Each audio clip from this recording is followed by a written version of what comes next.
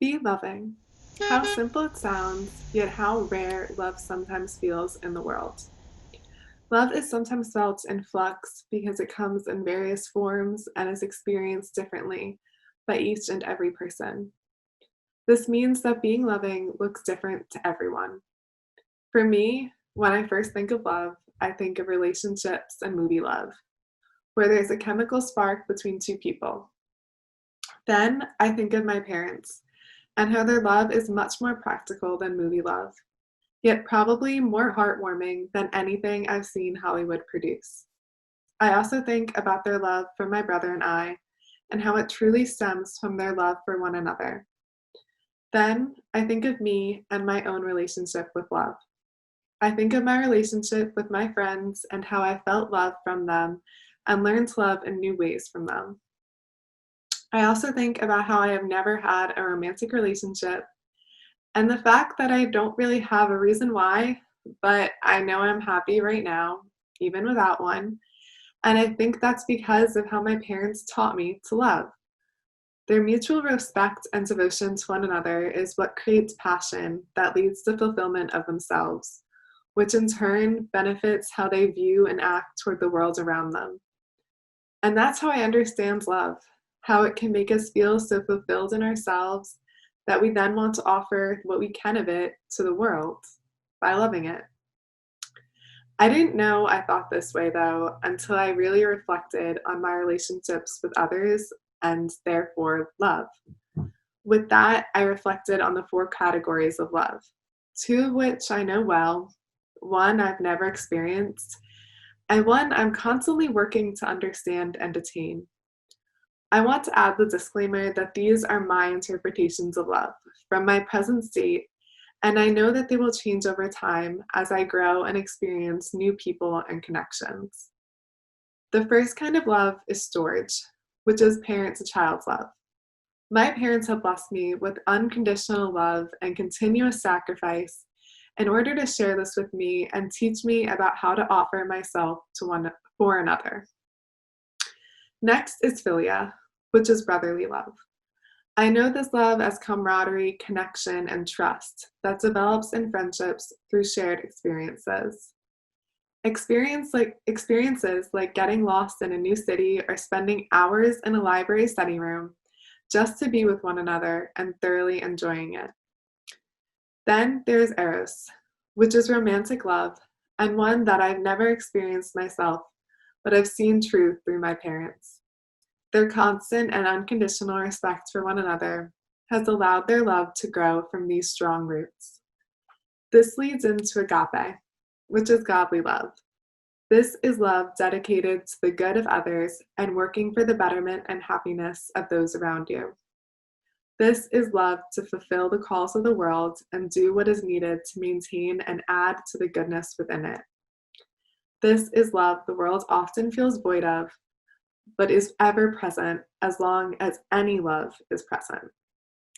Agape is a culmination of the other forms of love because it concerns how we relate love to the greater world and community.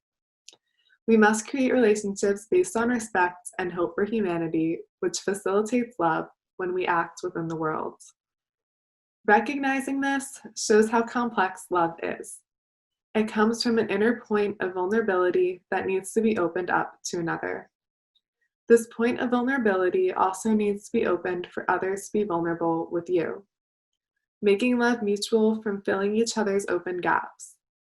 Relationships can begin with the hope of personal benefit, but for true success must actually begin with hope of mutual fulfillment.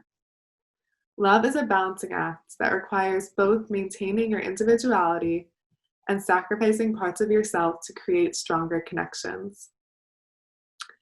I have struggled with creating true and trusting relationships in the past because it takes a lot for me to open myself up wholly to people. I value my individuality wholeheartedly and really struggle with the idea of ever needing to give it up. I make sacrifices in time and emotions for my friends and family who need support at different points in order to show my love, but I always come back to being a separate, singular entity. My need for individuality honestly haunts me because I feel it as if it prevents me from creating fully meaningful relationships. But I also feel like it's a defining feature of who I am. I feel like it gives me permission to be selfish and worry about myself over others. Despite this, I yearn to feel selfless, connected love. A love that knows no bounds and that's built on mutual respect for one another. I am someone who's telling you about love despite the fact that I've never had a romantic relationship. I have self diagnosed trust issues that are grounded in my need to maintain who I am and not have a reliance on another human being. I am starting to realize that maybe my fear is based on an incomplete understanding of love that forces me to choose between myself and relationship. There are ways to create a love that doesn't sacrifice who you are, but creates a new intertwined self in the relationship. Hazel Rose Marcus is a psychologist who studied the self and created a model that described its three parts. The individual self is how we describe ourselves. The collective self is how we connect with our greater community. And the relational self is how we connect with others directly. The relational self is the one that experiences and expresses love, and also expands itself to include aspects of the person we are connecting with. This theory holds that we are slightly different people in different communities, i.e., in different relationships. For example, think about the self you are with your parents. If you're like me, I watch my language, avoid taboo topics, and also may be a little less patient. While when I'm with my friends, the language I use makes me sound like a different person. I voice certain opinions more strongly, and I don't really get very annoyed. These are two different types of relationships. So I have two slightly different selves that are shaped by the other people in the relationship and how we show emotion and love toward one another. This is why breakups or losing a friend can be so difficult, because we lose the self in that relationship. But it's also what is so great about personal connections, because we develop new selves through them. Creating new selves doesn't mean that we lose any of our past self, but rather that we add to our beings. However, I still struggle immensely with relationships. I still find myself at a crossroads about what life of love I yearn for. I see two clear roads in front of me when I think about my future and love's role in it. I see the family path where I find emotional connection with a significant other and have a few children who play in the yard with a white picket fence. I feel love for each of them and give love to them wholeheartedly. On the other path, I see me alone. I don't see my family or friends, but I know they're there. If I don't have love from them, who would I show love to, and who would motivate me to put love out into the world? I see me working hard and feeling fulfilled in the work I'm doing, the paths I'm forming, and the connections I'm making. Granted, I have nothing tangible in this dream. I don't really know what my career will be or how the world will need to be loved in 10 years. But this is the path I see. If I have to choose between these two paths, I see one a lot more realistically than the other. But I don't necessarily like only having those options. And I know that a life journey isn't so clear cut, similar to love. Both of the paths I just shared are filled with love, just different forms. And all the paths I have ahead of me are filled with love, because that is what the world is in constant need of. I just need to act intentionally to form connections that will allow me to share it. This is not an easy feat, though. I've expressed my personal fear of losing my individuality and not being my own person, but connection relies on also maintaining who you are. I am scared of losing who I am, but I'm learning that being who I am is a necessary and essential half of forming a relationship. When I was struggling to first grasp this idea of being fully myself and still having a meaningful relationship, Ashley helped me see that this is truly the only way for a healthy connection.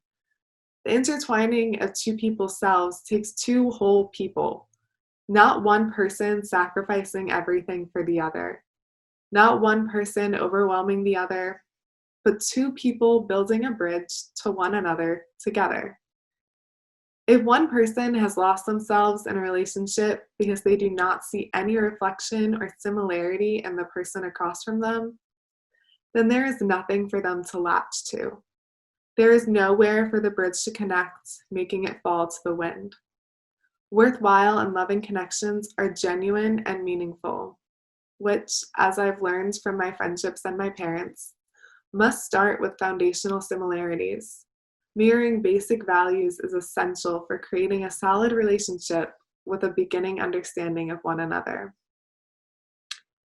Now, I can say and understand all of that, but the truth is, I still fear the moment I enter a relationship. I know how I love and how I like to be loved. It can be scary looking for someone with similar foundational values to begin building that bridge. But sometimes it takes a leap of faith to do it. I've experienced this in friendships where I see where our similarities align and our values overlap, but they're expressed differently. What's important is respecting these differences, but still seeing foundational parts of who you are in the person looking back at you. Accepting that we all experience love differently is difficult because we only know how to give love from the ways we receive it, as well as from our interpretations of the motives behind those actions. I personally feel the most loved when simply spending time with others who made the effort and availability to spend uninterrupted time with me. Other people feel loved through acts of service, gifts, touch, or more. Recognizing that there are these differences allows us to act according to these varying methods and show love for our friends and family. These different ways of loving keep the world interesting. Everything has been created with an incentive of spreading love. Whether that initial mission is still the goal is a different story, but everything begins with love. All businesses, policies, activities, everything was created with the initial intention of helping some person or group and showing them love by doing so. And if love was all the same, we wouldn't have diverse and creative ideas surrounding us constantly. We are surrounded by love in a world that often seems void of it, but it is an emotion that lies within everyone and is an initial driver for every action. We need to love others so they have the passion and motivation to love the world with their gifts and talents.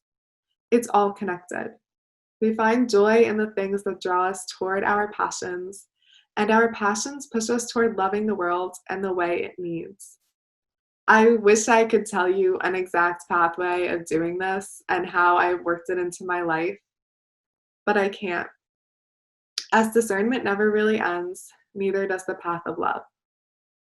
Each path in front of us includes choices, and we are challenged to choose love as a path. The path of love will branch off again and again, often with more than one way to choose love. But that's where discernment comes in again. The branches on the path of love may lead you in different directions and to different experiences, but as long as it is centered on love, it can offer fulfillment. I've been caught between my individualist, career-driven self who spreads love through work and the connections I already have, and the self who wants to get married and create a family who I love unconditionally. But there are more than just these two options. There are more forks in the road that can lead me down paths I didn't know existed or never saw in front of me, each offering love in some capacity. Some may offer it in new ways, others may continue in the ways I've learned from my family and friends, and some may be combinations of all of the above. I know that my family inspires me to be the best version of myself by working hard and focusing on bettering the world around me. My friends remind me of why passion and emotions matter in everything that we do, and that we need to be driven to make action meaningful. I know that God is in everything and that I can come closer to truly feeling his love through community and interpersonal connection with people who hold different perspectives. I don't know what romantic love will push me towards. I do know that if it is actually love, I'll be motivated in new ways that benefit not only myself and my partner, but also the people in the world around me. If there is anything every person needs, it's a little bit of love, which starts a chain reaction. The world keeps spinning because of this very fact, calling on people to show love in their actions toward others. I'll end with the challenge to move through life with intentional love, taking risks to open yourself up to fulfillment while also contributing to someone else's.